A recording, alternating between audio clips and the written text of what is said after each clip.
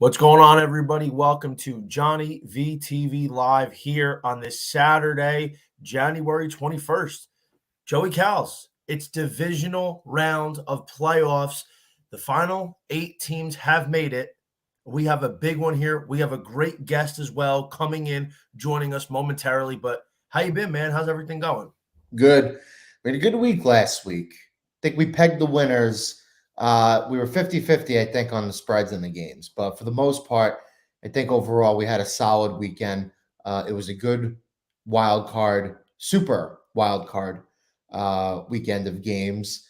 It's not super. It's not super. It's just wild card weekend. Yeah, I know. To us, it's just wild card weekend. The 49ers, I think, were really the only game that kind of got away from Seattle in the second half, and the 49ers were clearly the better team.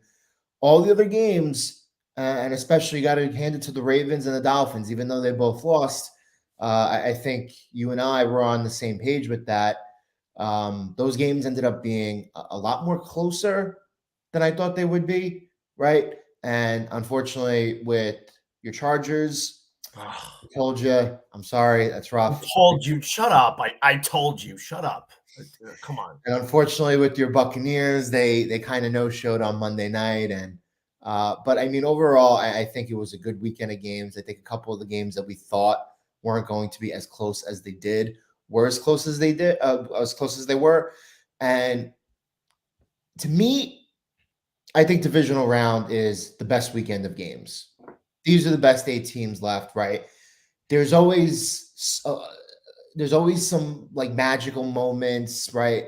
It always seems to be like that top seed going down, right? So these are the best 8, right? Most of the time we figure out how to get to this point where we have 8 great teams, right? And I'm excited. Absolutely. It's gonna be a great weekend. And we have a huge contest with a major spread, the biggest spread of the weekend, 9.5 points, 9, depending on where you're looking, between the Kansas City Chiefs and the Jacksonville Jaguars. And, for the occasion, I decided to throw on my throwback, authentic Jamal Charles jersey, a once upon a time fantasy savior. We need a little bit of help here to break this game down. So without further ado, let's bring in my colleague, my former colleague, the one and only Fantasy Exec, who I'm sure is going to really give me a lot of guff for the Cowboys-Buccaneers game on Monday night. So let's bring him out. Mr. Corey Parson, how you doing? Welcome to JohnnyVTV Live. JV, what's up? Joey, what's going on? I'm not even going to give you a hard time, Johnny, because, it was just foolish to think that a sub-500 Tampa Bay team was going to beat the Dallas Cowboys on Monday night. So coached by Todd Bowles. Yeah, you took a beating on that one, you know what I'm saying? So hopefully you didn't have too much of a taste, you know what I mean? So, but now if you sit back and listen, I can help you go undefeated this weekend. So let's do it. I'm listening. You got to ask a question. Where should we start? All right, so if you're the host of this one, I know I'm the host. The way you rub it into me on your show, I thought, maybe I wasn't going to do that to you this time. I'm a little shocked, man. Just got back from Vegas last night. How was your Vegas trip? It was good. It's my first time out there. It was. Really? I'd have figured you'd been to Vegas before. Gambling Guinea, his first time in Vegas. To be fair, time in Vegas was in October, so not that further back. Well, you know what? I always wanted to go, and I just could never line up all my friends to at the same time. But the real thing is, I've always wanted to go with my dad and my uncles and cousins first, like a family trip first, because the old guys, man, they got all the juice. Oh, yeah, you definitely. No doubt. If you run around with a bunch of mid to late 20 guys or even early 20s, you don't really know what to do, right? I wanted to go in with a little bit of direction in my first time. So I'm excited because I'm going out for FSGA next month and now have a little bit of an idea, met some people out there, and it was a really great time. And dude, it's a lot, that city. It really is, bro. It's a ton of fun, but it takes a lot out of you, especially the time change the first night. I'm about to say the time change is going to throw you off, you know what I'm saying? So it's been times like you will get on that red eye. I've got on that red eye on a Saturday night, be in New York, be at JFK Sunday morning, and be on the air at noon. You know what I'm saying? And was just in Vegas 12 hours ago. So it can happen. Trust me, I've been there. Burn that candle on both ends when you're trying to make it. Yeah, absolutely. So, Corey, listen, we got the biggest spread here. That's the first game. And, feel free to maybe compliment me on how great my Jamal Charles jersey is. Very authentic. I got it. I'm a big Jamal Charles fan. Chiefs Kingdom, big Jamal Charles fan. My best, I would say, I have a 1, my best fantasy teams ever. I have a 1 and a 1A. I guess I would say that Jamal Charles was on my best fantasy team ever. One of my favorite fantasy assets of all time. I'm a big Jamal Charles guy. You think he's a Hall of Famer? No, I don't think he played long enough. I think if he didn't get hurt, he had too many seasons where he was injured. The few seasons that he didn't get hurt, that he played a full or almost a full, like, dude, if you laid that out over like an 8-year career uninterrupted, I think he's a Hall of Famer. But the fact is he just missed way too much time. Like at one point, he had the highest yards per carry in NFL history. It was over 5.5. It was better than Jim Brown. So that just gives you an idea of how electric this guy was. He was Chris Johnson before Chris Johnson, like that kind of thing. He's one of the all-time fantasy greats. He's the player Reggie Bush. People thought Reggie Bush was going to be. Exactly. Yeah. 1,000%. And imagine what he does on that New Orleans Saints offense. Yeah, he'd have been crazy. I'm a big fan, you know what I'm saying? But what we got? So we have a 9.5 or a 9-point spread, Jacksonville at Kansas City, 4:30 on NBC, the first game of the round. This is a big one here. Do you think Kansas City gets Jacksonville out of their way after their extremely lucky win against the Chargers that broke my heart last week? Yeah, no. If he was on the Chargers last week, it's a tough loss. 27-14. When the score got 27-14, I ran to the money line on Jacksonville and hit it. I knew Jacksonville. I felt very good about Jacksonville last weekend. I think the Chargers got some internal issues. But you come and you forwarded ahead to this week. So let's start with the 9.5. See, the week like this weekend, what the odds makers are doing is teaser protection, right? They're protecting themselves off that teaser. So now this line is inflated because everybody's teasing this number. So now if you do a standard 6-point teaser, now it's 3.5. Now you're not getting it under that key number of 3. So I would lay off the teaser. I got it last night. But listen, my thing is this. Keep the point. I'm tripping off the point spread. Kansas City going to blow them out. Kansas City's a better football team. I think stepping up in weight class is going to be tough for Jacksonville. Kansas City got a true home field advantage, maybe the best home field advantage in the NFL. Don't believe what the Seattle Seahawks are selling you. It's Kansas City's a true home field advantage. And then, you just look at people say, oh, well, Kansas City. I told you last week, everybody's going to say how Kansas City don't cover spreads at home. That's in the regular season. In the postseason, in the Pat Mahomes era, 7-4 ATS is a home favorite. Average point spread is about 7. Average victory is about 9. That's a great point. I remember you saying that last week, and I know you come prepared with numbers as well. The one very interesting thing that a lot of people might, it might fly under the radar with some people. Andy Reid off of a bye, which, to me, that's an important trend. Off a bye is important. Like, I don't think that's there's a lot of these trends that don't matter. It's irrelevant, but I think this is important because off a bye, he's 27-4 in his career. Yeah, that's crazy.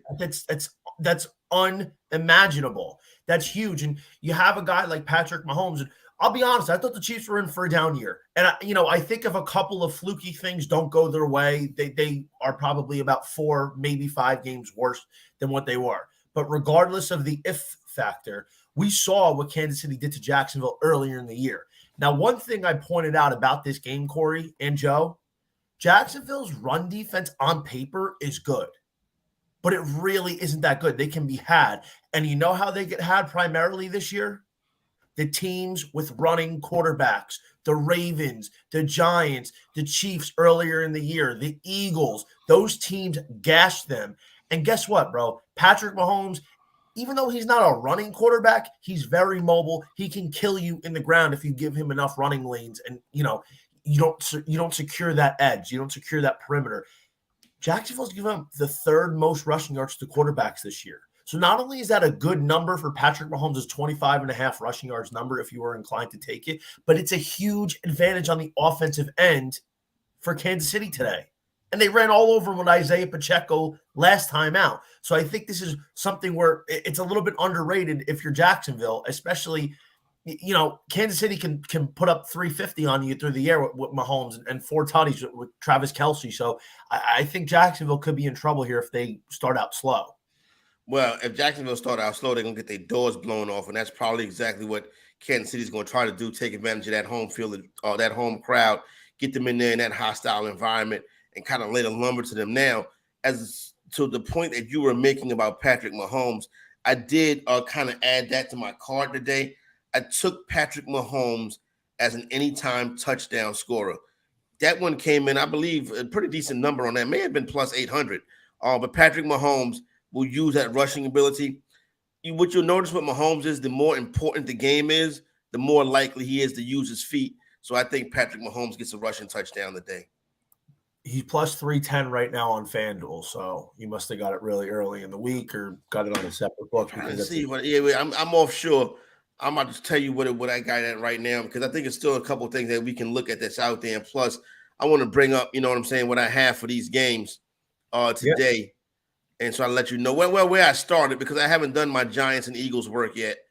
But I can tell you where I started at today as far as so far I laid the 9 with Kansas City. Patrick Mahomes, anytime touchdown scorer. Yeah, it was my bad. That was plus 350 that I got it at. Patrick Mahomes, anytime touchdown scorer. I got Christian Kirk over 5.5 receptions, and I got Jerick McKinnon over 4.5 receptions. Yeah, I think that's a card. I think that could very well be a 4-0 card. A lot of units, especially with that Mahomes, you're getting that plus 350 value there. So I think that's a very good card. And one thing of note, this line got down to 8.5 in a lot of spots. And then somebody came in and threw $200,000 on the Chiefs minus 8.5, which brought it up a full point. This was in Las Vegas? I'm not sure if it was in Vegas. It might have been at BetMGM.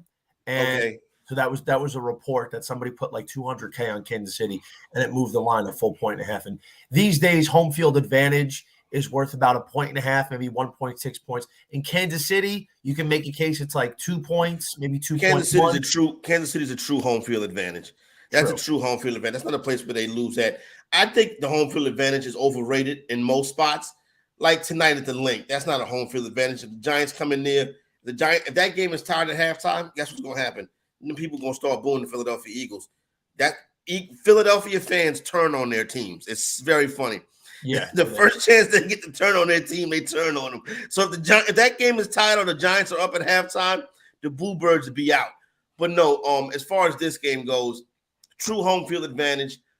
Christian Kirk been putting up good numbers. You can put up that number on Kansas City. Those reception totals are good against Kansas City because you're going to be throwing the football a lot. You know what I'm saying? Because I expect them to be playing catch up. So I expect, at least 35 pass attempts from Trevor Lawrence this weekend. So listen, it's not going to be ideal. I think you'll get stats from Kansas City. I really do. From Jacksonville, even though I laid the number, I think this is a 31-21, a 34-20 type spot. Yeah. Listen, I can totally see that. I think, Kansas City's team total of 31.5 right now. It's kind of been that. That's the MO. That's a little high. 31. I would have played it over 30.5. I got it over 30.5 offshore at minus 135. I would play over 30.5, but that's not, like I said, it was something I considered, but it didn't make the card. It is a tad high here. I think Jacksonville's, they've gotten a little lucky as of late in terms of like escaping with wins. But Joe, what do you think here? Are you laying the 9.5 with Kansas City, or do you think Jacksonville's got a realistic shot to not only cover the spread, but actually win this game?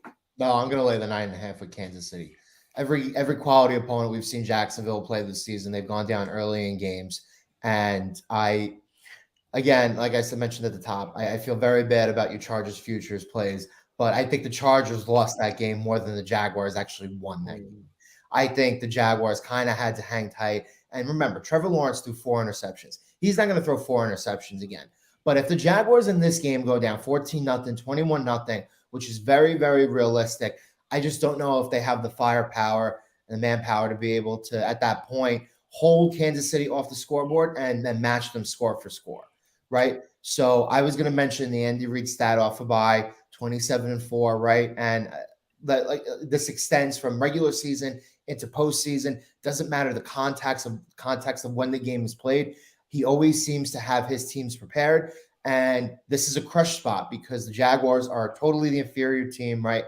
I think Kansas City will be able to run on them. And depending on what Kansas City decides to do, just like we said last week with Kyle Shanahan, this is also the type of game where you'll see gadget plays, right? You'll see kind of different looks, different things. I think that plays into Kansas City's favor. And like I said, I do believe whether it's 14-0, 14-3, 17-0, 21-0, 21-3, I just think this game has the possibility to get very ugly very quickly and to get out of Jacksonville's hands very, very quickly. And unlike last week, I don't believe that they're going to have that comeback in them. I think having that game last week, especially at home for the Jaguars, I think that also mattered and it played a difference because that team hadn't played a home playoff game in front of their fans in a couple of years, right? In 5-6 years, whatever it was. So I think the context of that mattered because when they played the Chargers the first time, they were on the road, were they not, for that 38-10 loss? So I think that mattered, right? And I just think this is a slam dunk spot for the Chiefs. I also agree with Corey's point before. The only reason that this line is inflated is because the books want to protect against the teasers. But I have no problem laying the 9.5 here. I laid the 9 with the Niners last week, and that didn't really work out. But I have no problem coming back here and doing it with Kansas City. All right, so that's a good point here, and we got to move on to the next game, spend a little more time on this game. One more thing, last chance if you want to get Patrick Mahomes at his price at plus 350 for Super Bowl MVP. The Chiefs are about 3-1 to win it all, and it's more advantageous to take the quarterbacks in this situation to win the award. He's got about a 96-97% chance to win the award should they win. Next game here, I'll start with you, Joe. Giants at the Eagles, 7.5. And again, there's 8 on some different books here. Do you think this is too much for the Philadelphia Eagles in the third matchup where they swept the Giants already this season? This line is way too high. Way, way too high. And let me tell you something. Do we know if Jalen Hurts is 100% fully healthy or not? I don't know. I don't think so. When I watched that Giants game last week, and Johnny, we hit the nail on the head. We were totally on the same page with this. We liked Giants with the spread. We liked Giants teasing them up, and we liked Giants money line. And sure enough, didn't matter because they won the game outright, right? Your boy Justin Jefferson, who probably should win Offensive Player of the Year, had that opening drive touchdown and then did nothing the rest of the game. Well, almost a touchdown. What? The callback. It was callback. It was a callback touchdown, right? Somebody actually lost $1 million on a parlay because he was like 6 inches short. It's so rough. Wow. So it's going to be a little harder for the Giants secondary, which has some talent but isn't necessarily great, to cover both A.J. Brown and Devonta Smith. But when I watched that game last week, right, maybe not quite 07, but that Giants defensive line is starting to mimic what they did in 2011. And oh God, here we go. They're not a great unit. Not a great unit. But Calvin Thibodeau is really good. He's playing well, but the Giants. I can't. We can't do this with the Giants. You know what I'm saying? We can't do this because the Giants. Please don't remind me of these crazy, miraculous runs when the team was bad. A bad team in 07, a bad team in 11, and I guess another bad team is going to go win the Super Bowl this year. Okay, and let's get one more thing straight. Again, to the Jalen Hurts point. Are we sure Jalen Hurts is the best running quarterback in this game? Offense this year has been their best when Hurts has been running the football and finding the end zone, right? Last week, the Giants basically proved We could run more RPO stuff. We can call designated running plays for Daniel Jones. He had the second most rush attempts by a quarterback in a playoff game in NFL history. I think that's how you neutralize Jalen Hurts. For some reason, this line to me is way too high.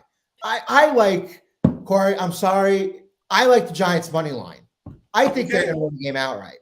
I don't have no problem with that. I see it differently. I think the Philadelphia Eagles, listen, in all of these games, and every time you get on in one of these competitions, getting an early lead is important. But if Philadelphia gets up 2 or 3 scores early, it's going to get ugly. You know what I'm saying? Because the Giants don't want to play from behind. We know how the Giants want to play. And that first matchup versus Philadelphia, it was nowhere close. It was the exact opposite. That could have been in a downtime in the New York Giants season. It's hard to forget the last thing you saw. Last thing we saw was the New York Giants play probably their best game of the season, the best game of Daniel Jones' career. The 7.5 does seem heavy, but when you think about how Philadelphia can create pressure with just 4 down linemen, and when you think about how the Giants can't really stop the Philadelphia Eagles running or passing attack, I think it could get ugly early. I think the Giants are still a few drafts away. Yeah, listen, I didn't believe the Giants were ready to compete this year. I had a very nice write-up about them in the summer. I said I love the hire of Daboll. I think it's going to be great for the program, and I think they're going to do really well, in the future. I think this is going to be the building block here. They proved me wrong. They're ready to win in the playoffs already. So, listen, they did have a playoff win. The whole thing about, can't beat a team 3 times, like that yes and no. It's not a foregone conclusion that the Giants are even going to cover this game because of that. Like, that doesn't necessarily take anything home. But I do think this. The reason I'm not sold on the Eagles is the same thing Joe just said. Jalen Hurts, we haven't seen him really play a meaningful game of football in a month.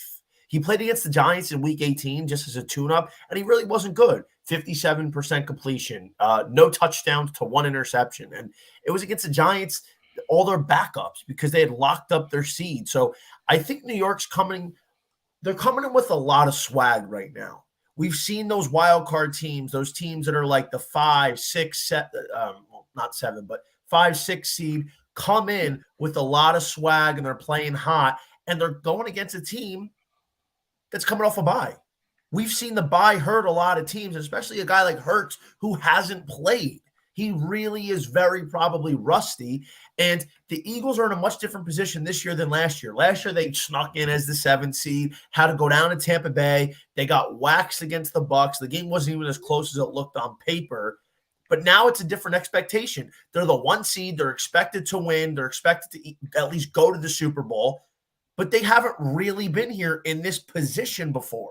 A lot of these guys are not guys that have experience playing in big games. Like, I don't really count last year because it was a totally different scenario than this year. The only guy who could really say on defense is probably like Fletcher Cox, and then on the offense like a Jason Kelsey or somebody like that. But nobody's played in these big situations before.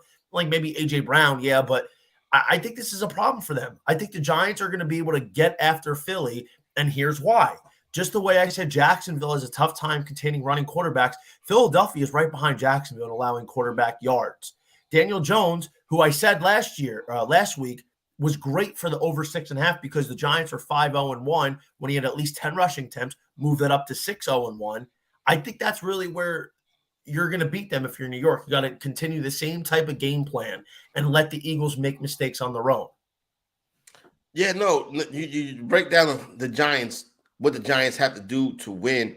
I just don't think the Giants have no shot at winning. If they do those things, they can win. I just think the Giants roster is not ready to go up against the Philadelphia Eagles roster. The Giants are better at the head coach, right? But like Philadelphia is better everywhere else. You know what I mean? The running game is better. The passing game is better. They're better in the trenches. Maybe you can get a little bit on the back end of the Eagles in the secondary area. That could be the case. But I think Philadelphia is a superior team. Now, I've been wrong about the Giants plenty of times in the postseason. So we'll see what happens. I can see why people are excited about the Giants. I think they had a great season. And you would expect them to compete tonight. I can definitely agree. You would expect them to compete tonight. But that 7.5 sat out there all week.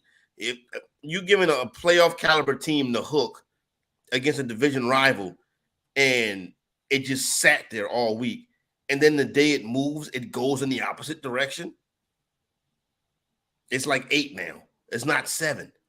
No, there's 7.5, and then there's an 8. I saw an 8 on MGM. Yeah, it's an 8 out. It's 8s out there. This is going to close at 8. I see 8 on DraftKings. I see 8 on Caesars. Yeah, so it seems like Corey's right. Kind of went the other way. I think to me, I would take the Giants with the 8. I think they're going to keep this game close, and I definitely love them in a teaser, a 6-point teaser to get them up to 14. I think the Giants, to get the Giants up to 14.5 is good. I like that too. But I'm just going to lay the 8 with the Eagles. You're on the other side. Yeah. I wish I'd have laid the 7, but whatever. I personally think it's a little bit high for a division rival, and like, I don't know, man. Like, here's my thing: if Jalen Hurts and the Eagles were rolling into the playoffs, like if they were hot and they were playing really good football, Hurts didn't get hurt, this is a different story. But now, but here's the thing: so would you rather be Philadelphia or would you rather be San Francisco? Would you rather be a team that's, had a little late season dip and then you come into the playoffs ready to roll? Or would you be a team on an 11-game winning streak? I would rather know how difficult. So for you to win the Super Bowl, that means you have to win. You had to complete it a 14-game winning streak. Teams don't win 14 straight games, bro. You know what? We've seen a lot of crazy things happen. But you're right. It can happen. But to me, and listen, every week is a different game. So just because you won 11, don't mean you're not going to win 12. I get that. But by the same token, how many teams go on 14-game winning streaks? Not a lot. Not a lot. How many teams with third-string quarterbacks go on 14-game winning streaks? I know you want to get to that game. We're going to get to that game. But I'm just saying, so you can. It's the flip side of what Philadelphia is going through. Philadelphia has a fresh start coming into the playoffs. Yeah, but they're not. They have no rhythm right now. You want to play with rhythm. Like, to me, I agree. But I don't think it's going to be hard for them to get that rhythm back. But it wouldn't surprise me if, for instance, like the Eagles came out flat in the first quarter. Maybe they only score 7 points in the first half. Barring some stupid giant offensive mistakes. If the Eagles only score 7 points in the first half, then at halftime I would money line the Giants. What I'm saying is, it wouldn't surprise me if they started out slow. They haven't played in a couple weeks. Jalen Hurts really hasn't played a meaningful game since the middle of December. Yeah, he's been off just about 5 weeks. That's a lot, dude. That's a lot, especially and he's healthy. And there's no, but we don't know what he's going to look like. There's no margin. He's going to look like the dude that was going to win the MVP if he didn't get hurt. He's the best player in football this year. We have no idea what his shoulder is going to look like in terms of a passing game. He can run for 150 yards and a half. We've already seen that. He could. Doesn't necessarily mean he will. No, you're right. Listen, I understand the point spread seems heavy. For me, I can see why the point spread is this heavy. Yeah. Now listen, I totally understand where you're coming from. So we got to move on here. This is my favorite spot of the week. Anybody can tell me why? The Cincinnati Bengals, Buffalo Bills, 5.5 points as the home favorite with a 48.5 point total. Can somebody tell me why this is my favorite look of the week? You're getting that figure that you love, pal. What's it called? Sweet Mint? No. Jim, what's it called? The Royal Mint. Explain the Royal Mint to me. Okay. The Royal Mint, which I'm the creator of, it is where the road dog is getting exactly 5 or 5.5 points. Only those two numbers. It's hit it this year, or no, the last 2 years, it's hit about 67 to 70% on the spread, and you're up 12 units on the money line. It's an outrageous number, but like it's been profit. I don't have the numbers in front of me, but so a road dog catching 5.5. or 5. It's been profitable for 5 years, 10 years, 15 years. Let me start off by saying this. The only public team I'm on this week is the Bengals. Bengals got the same reverse steam going against them that the Giants have going against them. The number's 6 now. I thought the number would have opened up at 2 and would have went to 3. The number opened up at 4 and went to 6. I baffled by it. Okay, so it is what it is. So we say, okay, well, it's Joe Burrow, offensive line, and the Bengals is hurt. The Bengals offensive line is always hurt. The Bengals offensive line is stank the past 2 years, and Joe Burrow find out a way to get it done. Why is he not going to this weekend? So I think listen, it's the public. I don't like public underdogs like the Giants. I don't like public underdogs like the Bengals are this week. I think the Bengals can overcome being a public dog and cover the number. I think Buffalo wins the game. But I don't buy the offensive line thing because I'm like, yo, the O-line is bad every week. And Joe Burrow get it done. Why is it going to be different this time? And then you got the turnovers with Josh Allen. But here's the thing. If the Bills play how they can play with Josh Allen, if the Josh Allen is the Bills' leading rusher tomorrow, they should beat the Bengals by a touchdown. No? It's an interesting point. Yeah, I don't disagree with Corey because when you look at those games the Bengals play, especially against the Chiefs, where Mahomes kind of has that elusiveness to him, the escapability, right? Not necessarily running a quarterback, but a guy who can kind of extend plays similar to like a Josh Allen. Like the Bengals in those games have won, maybe not comfortably, but they continue to beat the Chiefs, right? So, I don't disagree with Corey here. It's a difficult game. But I was going to be safe with Johnny here because, that 5.5 figure that I'm going to get with the Bengals in this game seems relatively safe to me because I think this is going to be, of the 4 games, I think this is going to be the closest of the 4 games. I think this is going to be a 3 or 4 point game either way. And I am going to tend to lean with the Bills here. Even though I can see a scenario where the Bengals play this out and win the game.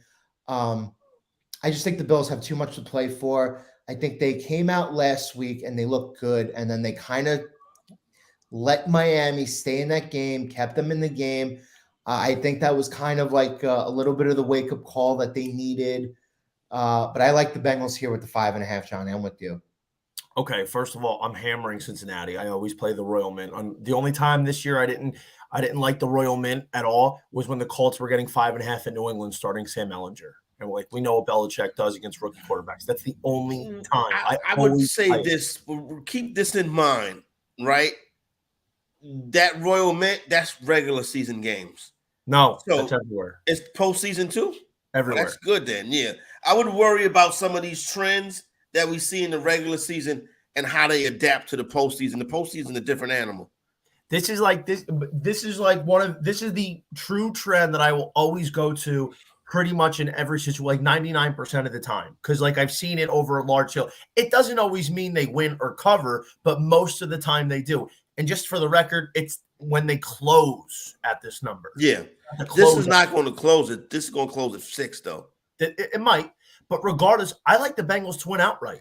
And I'll tell you why. I think they can too, to be honest. I like them. Okay, first of all, let's look at this real quick, right? Joe Burrow and the Bengals were a play away from winning the Super Bowl last year. Had Aaron Donald not gotten a Joe Burrow in the waning seconds, he very well might have hit Jamar Chase for like a 60-yard game-winning touchdown.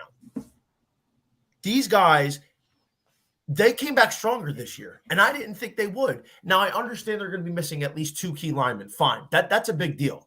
But when you look at how Cincinnati's resilient this year, they're not only the best against the spread team this year along with the Giants, but they just refuse to die. They're such a resilient football team that can beat you in a multitude of ways, and I trust Joe Burrow. I think Joe Burrow is a better quarterback than Josh Allen. I think Josh Allen, he's a great athlete who makes a lot of plays with his legs, and because he's got a rocket arm, he makes a lot of throws that maybe only Mahomes and Justin Herbert can make, and then we forget about all this other stuff. I mean, Josh Allen, he has these dead brain moments where he's throwing into triple coverage in the red zone. A lot of turnovers. A lot of stupid turnovers. It's more about the decision that's dumb. I just don't think Buffalo's that good. I think they're a good roster, but the scales are tipped by a couple outstanding players. And I think the fact of the matter is everybody anoints Buffalo as the second coming. Josh Allen, they haven't won anything. What have they done to earn this respect? But Joe it feels Burrow like it's their time. One more. It feels like it's their time. When? Why? They've been the favorite. They've been the favorite to win Super Bowl since the year started. They went in there and they dominated the Rams. They've had their hiccups along the way, but I would say that the Buffalo Bills have been the best team in the league this year. Now, can Kansas City and Cincinnati beat them? They sure can. But Buffalo can beat those teams too. Yeah, they can, but I don't think they're better. They haven't done it. They don't beat good teams overall. They really don't beat good teams overall. They beat Miami last weekend. With their third string quarterback, who they almost blew, and if it wasn't for Mike McDaniel having a brain fart and not getting the play in on 4th and 1, that was the game on the line. I think their strength of schedule matches up with just about everybody in the league. You know what I mean? I don't think we've seen nothing egregious. It's not. That's how I would look at it.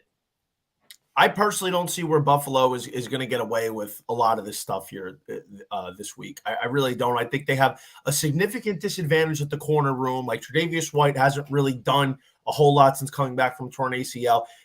Jordan Poyer, yeah, he's good, but he's beatable. They have a very weak secondary where I think Jamar Chase is going to take full advantage, as well as T. Higgins. And I think Joe Mixon can get enough done against a beatable front seven, as well as Samaje Perine in the pass game. I just don't believe in Buffalo. I think the Bengals go in there, they win. Joe Burrow has a big game, and I got news for you. I picked them to beat the Bills earlier in the season when Damar Hamlin went down. So I think Cincinnati has the advantage here. I think this is way too big of a number.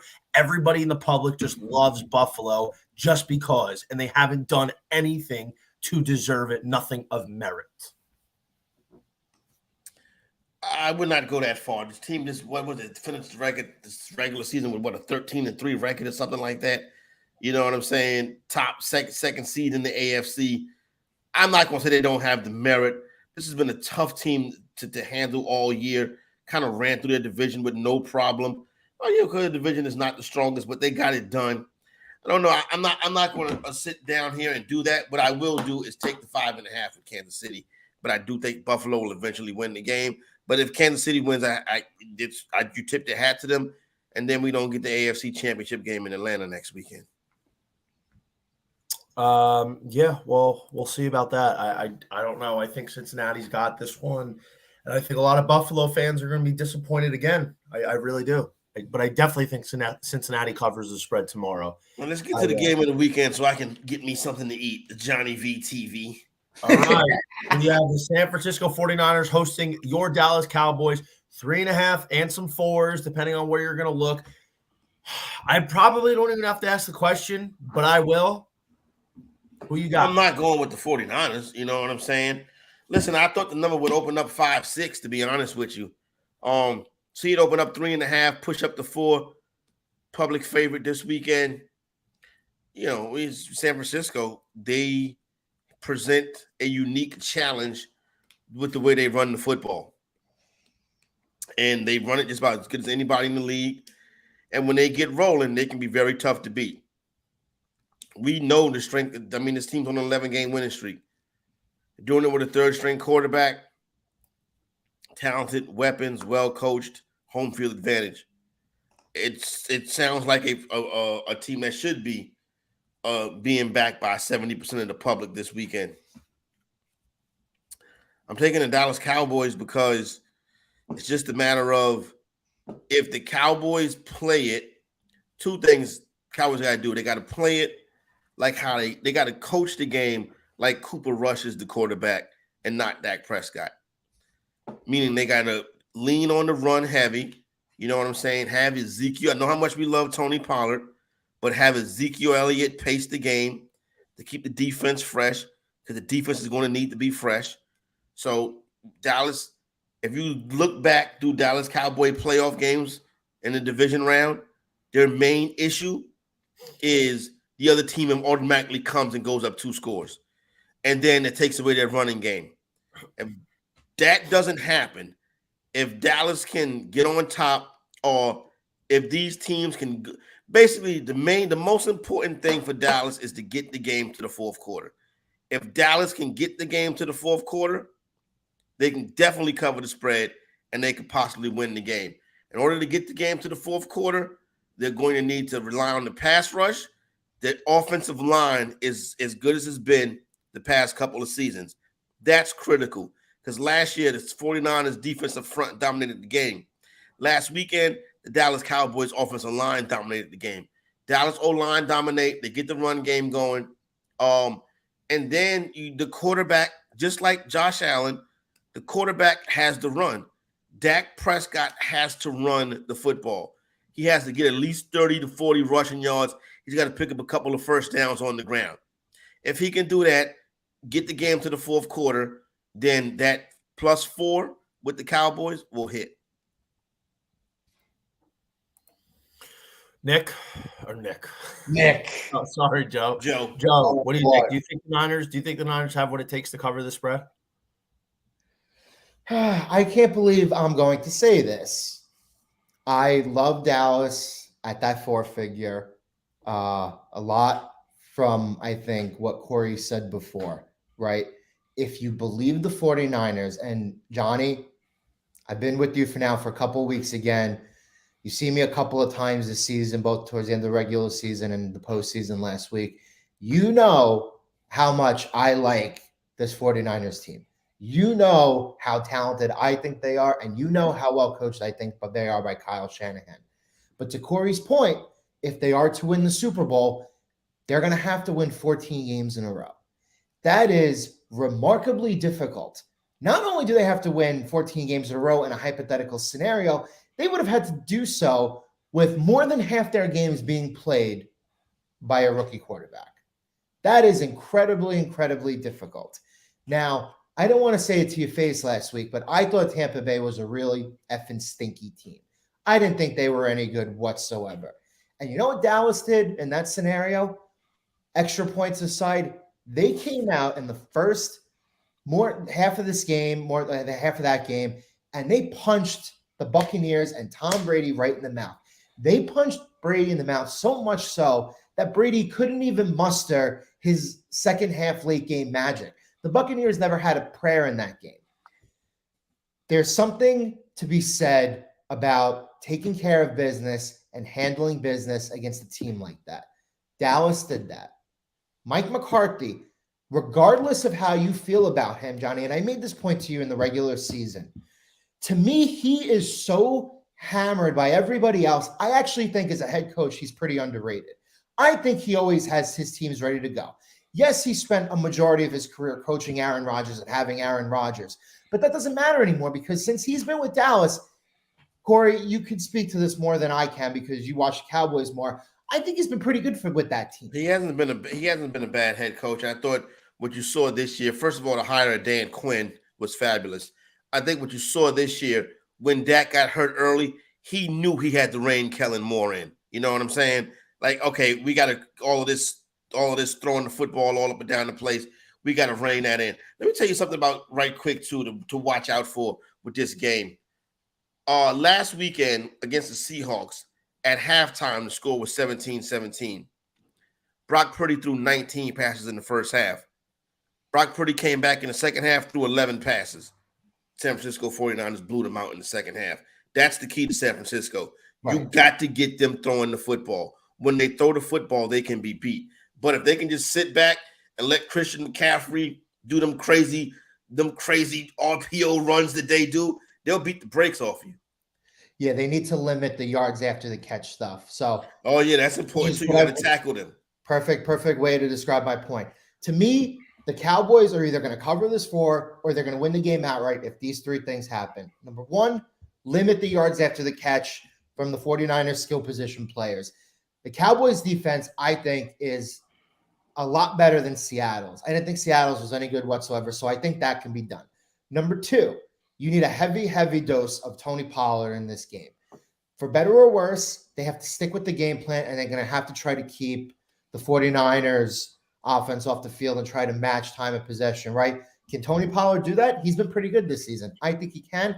And number 3, Dak's with the turnover problem. Can Dak protect the football, not fumble it, not throw an interception, right? He may throw an interception, He right? probably will. If Dallas loses the turnover battle, let's say Dallas turns it over twice or more, right? I don't think they could win the game. No, they'll get blown out. But do I think that they can protect the football and maybe turn it over just one time or not turn it over at all? I think they can, right? So on all of those 3 of those points, I think Dallas can do this. I think McCarthy, in terms of having his team prepped, is always prepared. The 49ers, at some point, the Cinderella run is going to end, right? So at the very least, I love Dallas with the 4 in this game. And I'll tell you one thing, Corey, and I'm not saying this because I want to butter you up because you did this with Johnny with us today. I think the Dallas Cowboys can win the game outright. I like them on the money line. I do.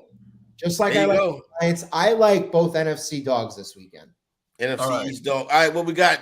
JVTV money line, baby. Get behind us. All 3 of us on the Cowboy money line. What's up? No. Okay, no. All right, listen. Here's the thing. I said this. Do you remember last year, same time, Dallas, San Francisco, in Dallas? Oh, Lord. All of you guys were on Dallas. All of you, Drew, Warren, Sarah, all of you guys were on Dallas. Said, no, it's the Niners. Why is it the Niners? First of all, their system is arguably the best in football. Arguably the best offensive system in football led by Kyle Shanahan. Although he's arrogant and he's like a frat boy, he runs a pretty goddamn good offense. Quarterback, running back, receiver, all that stuff. But, dude, the Niners just got a bunch of show ponies, all yak daddies across that offense. Debo, Ayuk, Kittle, McCaffrey, Jawan Jennings, Eli Mitchell, all of them. Everybody. I just don't think Dallas, they lost a lot of key pieces under the radar. They don't have that top-end defense that they did once upon a time in the middle of the season. Micah Parsons is the only thing keeping this to be a good defense. Micah Parsons is the game wrecker.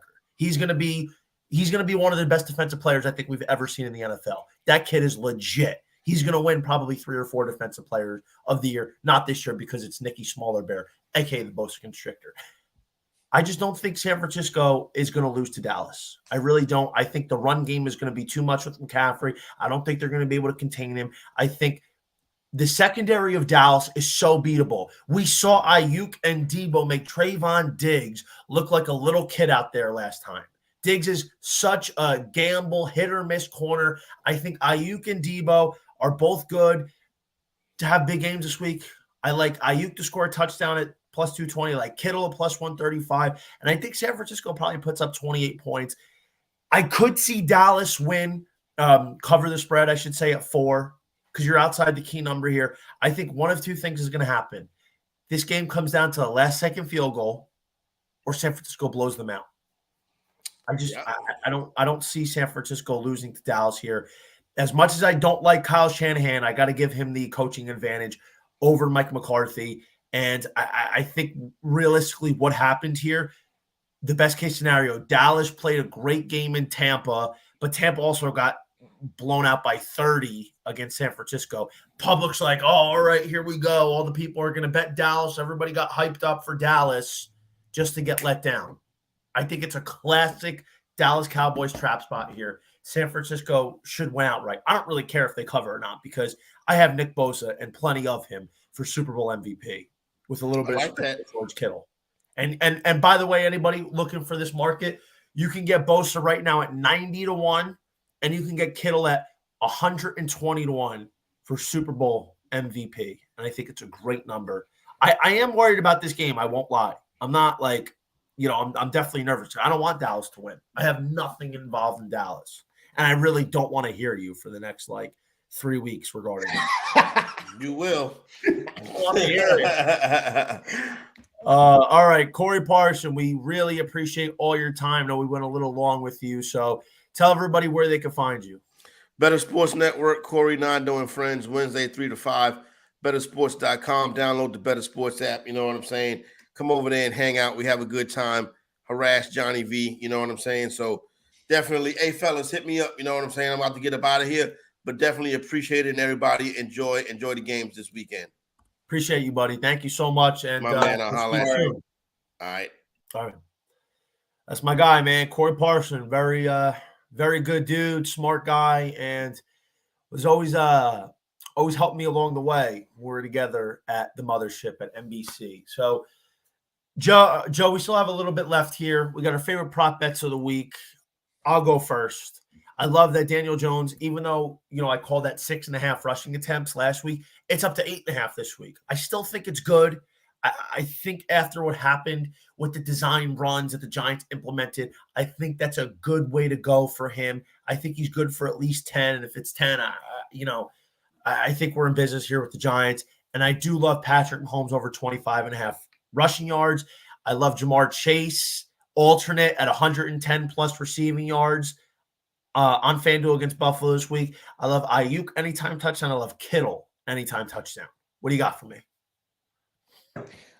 I like, and you're going to think I'm crazy about this. Who was it anytime touchdown in the game? For who? Was it Kadarius Toney? If you want, it's up to you. It's your bet. I forgot where I saw this. I'm sorry. It was offshore. But it was a really, really, really good value. And I think this is the kind of game, especially with Kansas City playing a Jaguars team, where I'm not really looking in the direction of Travis Kelce and Jerick McKinnon. I'm looking at Kadarius Toney. I'm looking at Marquise Valdes-Scantling, right? I'm looking at I think Juju probably doesn't have that much value to him juice-wise, but I'm looking at the secondary guys. I'm also looking at Pacheco too, right? So I'm looking at I just had it. I'm sorry, I lost the pal. Tony? But I mean, like I said, I can't give you one definitively, but if I'm looking at that Kansas City game and you believe that they're going to score points, right? You believe all the their touchdowns and all their volume is going to go directly into Kelce and Jerick McKinnon. Jerick McKinnon had a really great season. He had he won your fantasy league this season type of season. And Kelce always seems to get on the scoreboard, right? So, if you're looking for secondary type of props and you believe the Chiefs are going to score 30-something points, which we all believe that they're going to do because they are the better team, then I would look in the direction of those other guys. So let me see if I could try to find you something here in the final minute or so. But yeah, that's my analysis. Well, in the meantime, I think it's something of note, and I always try to go opposite. I was getting reports that Kelce's over on yardage was receiving 99%. That's when usually I like to go with the 1% and take the under. I think usually in that spot, a lot of times the opposite will end up hitting. But yeah, absolutely. While you're figuring that out, give out my best betting play of the week. I think it's got to be the Bengals plus 5.5. I dreamed about this. We're getting a Royal Mint in the NFL playoffs. It is the most butter spot in all of football. I can't. I love it. I mean, this speaks to me. It's not only you got to hit the 5.5, but you got to hit the money line.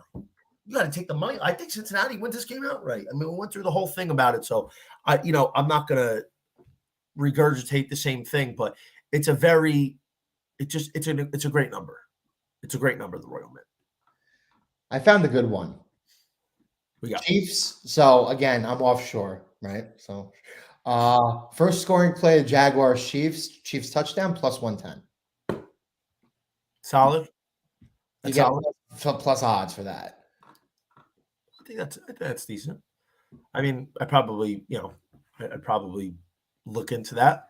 I'm going to limit my exposure on how many props that I do this week. I think there's a realistic opportunity for that to come home because most likely that it's going to be the Chiefs getting the Chiefs. What's going to happen is I would think is the Chiefs win the coin toss and they probably defer.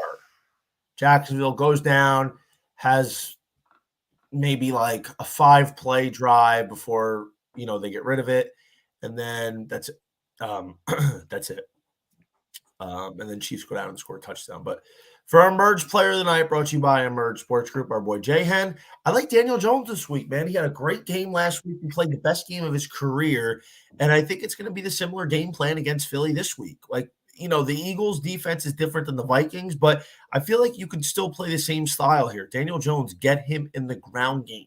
You don't want this guy dropping back 35, 40 times. You want him dropping back 27, maybe to 30 with 10 to 12 rush attempts. Let Barkley carry the ball 20 times. And I think you got a formula here to try and knock off the Eagles in a huge game. And let me tell you something. This is what I want. I want the Giants to win today, and then I want the Niners to win tomorrow so the Niners can beat the Giants. That's what your I want. ideal scenario. Yeah, listen, Brian Daboll is a tremendous coach. We all know that Daniel Jones, skill set wise, has always resembled Josh Allen. He's diet Josh Allen, I think. But last week was the first game we really, really saw him put it all together. And it's like I told you when Corey was on, and this is the last thing I'm going to say. Are we sure Jalen Hurts is the best running quarterback in this game? And if you don't think Jalen Hurts is the best running quarterback in this game, then what are you doing laying all those points with the Eagles? That's a fair point. I mean, this is going to be this should be an exciting weekend, and I'm really looking forward to it. So really appreciate everybody watching us and taking any kind of advice, any kind of bets. Definitely looking forward to the games this week, and always reach out to us if you have any questions. I'm at Twitter _JohnnyVTV. He's at JCalabrese1.